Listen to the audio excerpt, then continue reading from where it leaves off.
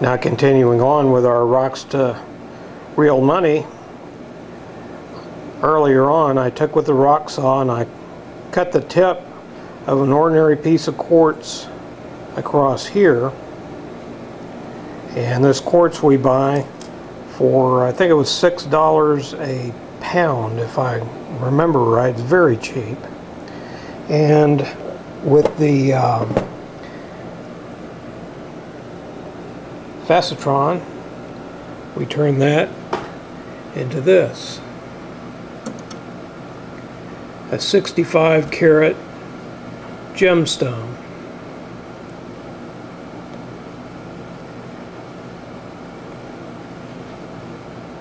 Now the pattern I use to facet this stone is a Turk's turban, 176 cuts.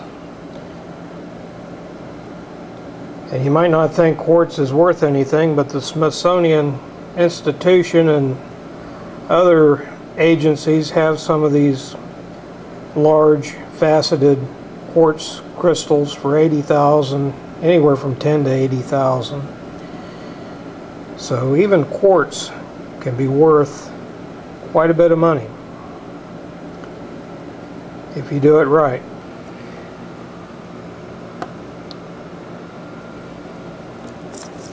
And Mrs. Mattson is taking with this pattern, she's going to mount this now,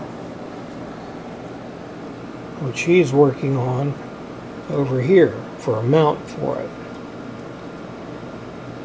And this is something you can do, give you an idea, using gold wire. These tools, round nose, the third hand vise, can be had by simply clicking that link, Treasure Sight's link, and punching that into your search engine search box that you find there. We're taking these pieces of wire and twisting them in a pin vise, and that makes this twisted wire design, which she's now attaching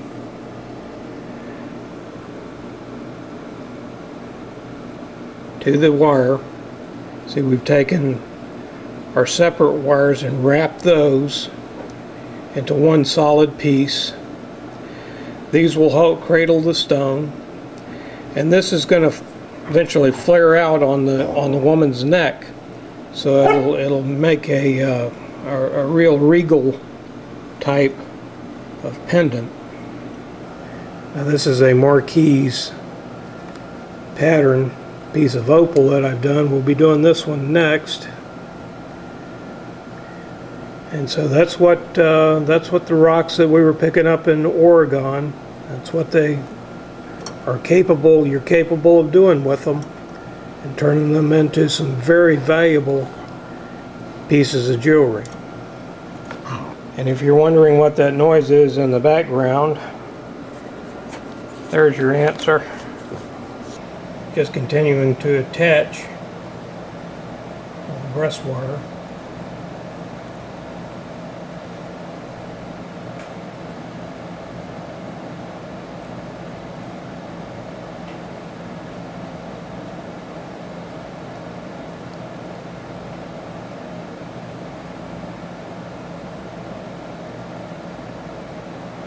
Those little third-hand vices are just invaluable when you're doing things like that.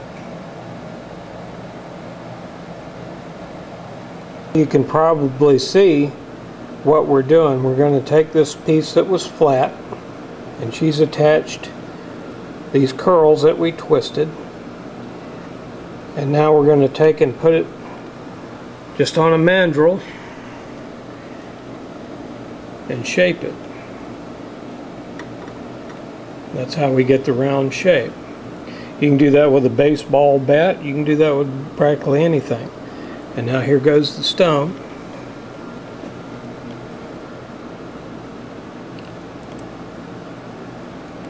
And that's what we're going to have.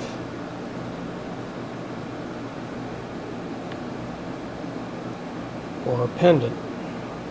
And continue to work on it. And she's going to wire wrap the bail end. And Ms. Mattson's taking that wire with the hook that we made in it and wrapping the bail to keep the stone tight and cradle. The first wrap on, we can just wrap the locking piece.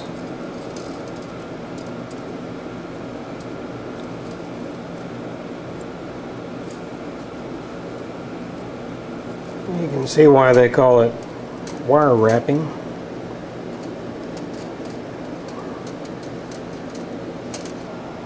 Okay, now on our mandrel, we're going to bend the bail, what we've just wrapped.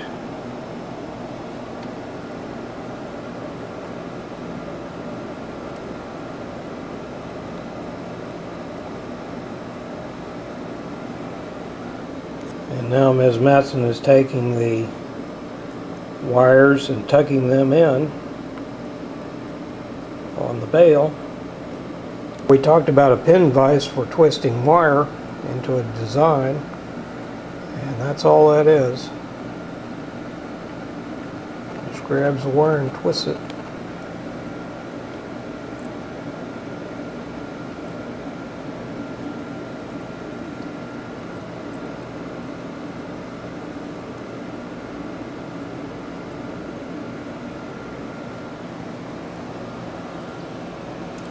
There you go, there you have your design.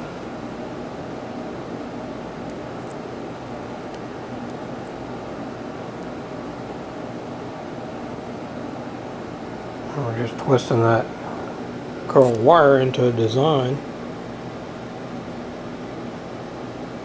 Alright, and here's our finished piece. That's what it's going to look like. And in the coming months we'll going to teach you how to do this as well.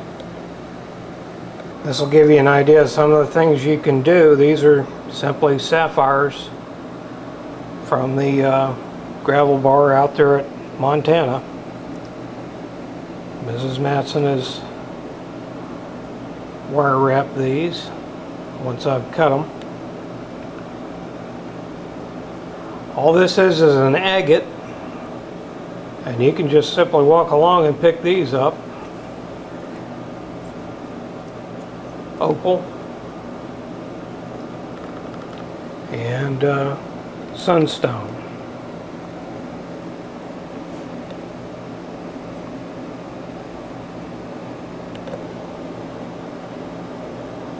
It's another sapphire. Now this is 1.2 carats of Montana sapphires in a bracelet. And when we teach you how to do this, it'll give you some insulation from this paper money the government's pumping out, and help you turn your rocks and gold into real money.